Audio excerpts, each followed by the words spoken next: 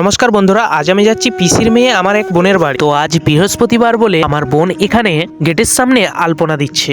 এদিকে দাদুকে রেডি হতে বলে বলে আলা হয়ে গেছি। জানি না আজকার দুর্ভাগ্য কাদের গাছ থেকে কাকু কলা এনেছে। আমার দাদুর টেনশনটা অনেক বড়, কারণ বোনদের বাড়ি যাওয়ার গরুগুলোর খাওয়ার চিন্তা করে। খুব বড় মনের মানুষ, কিন্তু এদিকে ঠাকুমা সব রেডি করে দিয়েছে। আমি বসেই আছি এসে কলাটাই নিলাম হাতে। কি আর করব, খাই, দেখি কখন ওরা দুজন রেডি হয়। বুঝতেই তো পারছেন দাদু ঠাকুমার বয়স বেড়েছে।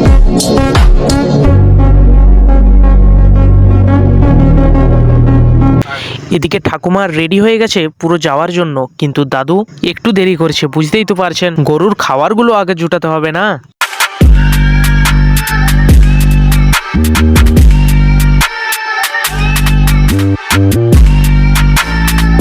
যাকগে, ঠাকুমা অনেক বলার পরে দাদু রেডি হতে শুরু করেছে। এদিকে ঠাকুমার ব্যাগ গোছানো মানে একটা আস্ত মিনি মার্কেট ব্যাগে ঢোকানো। জলের বোতল, চাদর, ওষুধের দোকান, এমনকি রাস্তার কুকুরকে বিস্কুট দেওয়ার জন্য সবকিছু রেডি। শুধু ঠাকুমাই রেডি হচ্ছে না। এদিকে দাদুর চশমা খুঁজে পাওয়া মানে খড়ের গাদায় সুচ খোঁজা। এটা কি খুঁজছে কে জানে। এদিকে ঠাকুমা পুরো রেডি।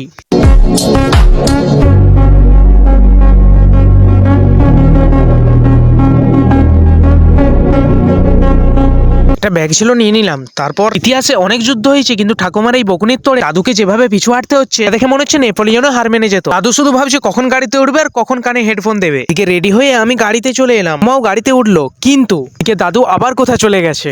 এই যে এতক্ষণে ফিরে এসছে, যেন কিছুই হয়নি। তো গাড়িটা আমি স্টার্ট করে রওনা হলাম বোনদের বাড়ির উদ্দেশ্যে। জানি না কতটা সময় লাগবে, দেখি বেরিয়ে পড়লাম।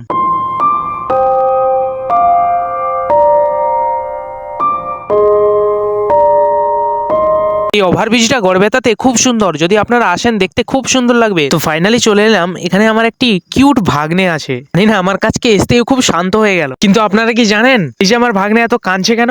ওকে ইনজেকশন দেওয়া হয়েছে। এমন ভাবে তাকাচ্ছে যেন আমাকে যখন ইনজেকশন দিয়েছিল ও ছিল তখন।